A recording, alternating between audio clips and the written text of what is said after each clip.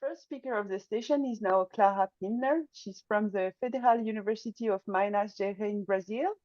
She will talk about the role of the body spot in male-female interactions in fishes. Clara, you can now share your screen. Can you see my screen? Can you just confirm that? Because I thought I was sharing. Yes, it's here. Okay. So today I would discuss a little bit of my master's project. So it regards the sexual selection in this fish. And usually when we talk about sexual selection, we think of studies such as these species in which a male is very conspicuous, and the higher the conspicuity, the higher the chances of him getting a mating opportunity. And this is the same in the cock of the rock. This is just another example. The females look at color displays of the male, and this helps her choose her partner. And when we think of the evolutionary pathway in which this happens, the orange intensity of the male usually signalizes individual condition. So females that can access this orange intensity gains multiple types of benefits, such as better offspring or potentially male care. And usually we think of this pathway, but we disregard that this could also happen in monomorphic species.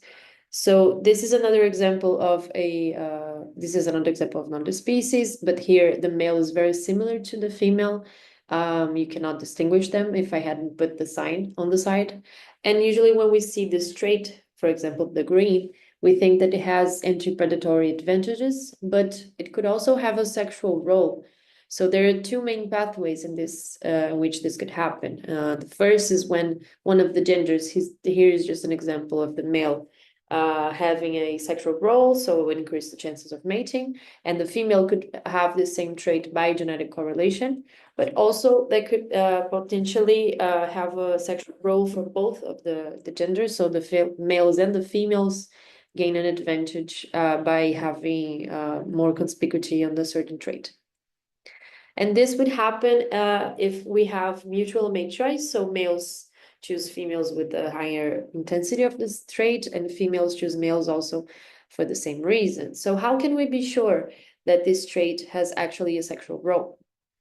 So the first thing we can look into is that maybe the trait indicates individual quality, and the second thing is when it's used in mate choice. So sexual selection usually looks into exaggerated traits in dimorphic species. I wanted to go all the way around and do a inconspicuous trait, at least to our sensory system, in a monomorphic species. The monomorphic species I studied is this fish, Poecilia vivipara, in which in the population, there are more females than males. So if we think that the male is the less frequent sex, it makes sense to think that he would choose among all the females, so he can gain a higher quality female. But also females, when they get pregnant, they gestate their offspring for 30 days. So they stay out of the mating pool during this time. So I think that for those both reasons, this is a good species that could have potentially mutual mate choice. Also, I studied the monomorphic trait, which was the dark spot that both of the genders present, of course. And this trait, it only comes up when they are sexually mature, which I thought was very interesting. And also it regards a melanin deposit, which is costly to be produced. That's why I believe that could be a potentially a function here. So my main question was, does the spot have a sexual role? And my first hypothesis was that females and males present a positive correlation between the spot size and individual quality. I use body length as a measure of individual quality. And the second hypothesis was that it was a trait used in mate choice for both males and females. So to investigate my first hypothesis, I collected a bunch of individuals, 80 to be precise, in the Campus de Florestal in Minas Gerais, Brazil. And I took the pictures of all of them and measured the total body length and also the spot area using ImageJ. And what I expected to find of this relationship would be, if I compared the body length with the spot area, males and females should present a positive correlation, but females should be bigger than males. And this was the first surprise of the work. Actually, we found that in all measures, males were bigger than females. In fact, when we look at the mean and the confidence interval, body length was overall bigger than the females, and also spot area. So when we look at the actual relationship of the standardized body length and spot area, we have this data right here. Each point represents an individual. In orange, we have the inclination of the females. In greenish blue, the males. And the thing I think is interesting in this graph was that the inclination is different for males and females. In fact, females have an isometric relationship, which means that the increase in body length increased the same amount in spot area, but this does not happen for males. It does not increase in the same proportion. So because males are overall bigger than females, what we expect, we believe that happened here is that spot areas might be too costly to be produced since they are bigger, and that's why the inclination is smaller. Also, the other surprise was that this trait is described in the literature as monomorphic, but in this population, what we found is that it's dimorphic since males are overall bigger than females. So I went to investigate the second hypothesis, which was that this trait is used in mate choice.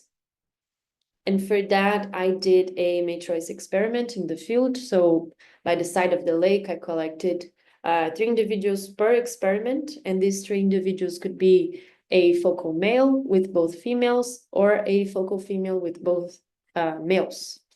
And these 2 options that I gave had to be similar in size, but different in spot area. And this is the picture of an experiment taken from above. I did 35 experiments in total. Here I have in the corner the focal individual. And what I did using the video of 5 minutes of their behavior is that I counted the amount of time the individual spent in the neutral zone and the amount of time in the preference zones. Of course, if he spends more time in the preference zone close to the individual on the left, on the right, I accounted for that data. And also I accounted if that individual had the bigger or smaller spot area of the options. And what I expect to happen, since overall I found that the individuals spend very little time in the neutral zone, I expected the individuals to spend more time close to the choices that had bigger spots, more than 50% of the time. So what I expected to see in the graph with my predictions was that for both males and for females, because I expected neutral mate choice, I should see something like this with the mean and the confidence interval above the line of 50. But what I actually found was that for both males and females, the confidence interval crossed 50. And if we looked at the individual data and the points that regard each experiment, we can see that there's a variety of positioning, which basically means that males and females did not present a consistent pattern of preferring individuals with larger spots. So my first idea that this species could have mutual mate choice did not stand. However, it still did not make sense that a trait could be costly, correlated to individual quality, surprisingly sexually dimorphic, but still did not have a sexual role. So basically what we discussed is that there could be used in a postcopulatory process, since this type of process occurs in species that copulate frequently, which is the case of this species. And also that males are usually seen chasing females away and females are running away from males. So actively running away from males might be too costly and energetic for the females. So we would expect them to copulate indiscriminately, but also select males posteriorly. And this spot, since it indicates quality in males, it might be used in the selection posteriorly. Also, another thing that we cannot discard is that this trait is a phylogenetic trait used to distinguish this species. And since copulating with individuals of different species is also a cost among these individuals, because you're wasting your gametes, perhaps this spot could be used to identify their conspecifics. So as final messages of this work, I wanted to leave you that we investigated an inconspicuous trait in an apparently monomorphic species. We actually discovered that the species is dimorphic, and there was no mate choice using the black spot, but we suggest that there is a potentially postcopulatory role for this trait. So thank you very much. Thank you, Clara, for this great talk. We can now ask questions. Let me check if we have question on YouTube. Yeah, we have a question from AB. So great talk. Do you know if males which are better fed or fed in more predictable regimes have larger spots? You know, sorry, I couldn't understand the question. If males are fed better than females? No, it's if males are which are sorry, let me say it again slower. It's my accent, I think. Do you know if males which are better fed or fed in more predictable regimes, so better males, bigger males maybe, would have larger spots? So not the length, but the weight of the fish would be important. We're not sure specifically if it's regarded to we also did the same graph regarding the fat, and it has the same result actually as Okay. in the body length. So yeah. Okay, perfect. Because I had quite kind of the same question, like because I'm working with birds, and with birds, usually we use the weight corrected for the length of the bird so that we have Yeah. kind of a body condition measure. Do you use such measure for a fish? Yes, you usually use I did the fat extraction, which was the same logic, because I just did not put in the presentation because of the time constraint. But we believe that although the fish could be bigger, if it's like fatter, it would be that they have a better conditions, so it could be related to trait. And we saw that it was actually. Okay. Okay. And I have another question because I'm waiting for question in YouTube. What do you think this spot would be for if it's not for reproduction, for example, maybe for predation or something like this? Have you think about another Yeah. hypothesis? We discussed the potential role in predation, but it doesn't seem to be the case, because we investigated the size of the whole side of the fish, and it actually has a UV reflection, and most of the predators in the area also have UV recognition vision, so the birds in the area have also a few fish. So it'd be really weird to have like a glowing part with a small black spot, and I could not discuss it as something of kind of a disguise function. I don't think that makes sense. But this fish has also a black spot on the top of the heads and does not have a UV reflection. So I think that the top of the head could be anti-predatory, especially for birds. But the Yeah. side, I still think it has a sexual role, because it's kind of like a big colorful side, and doesn't make sense to have just a small part black to predator.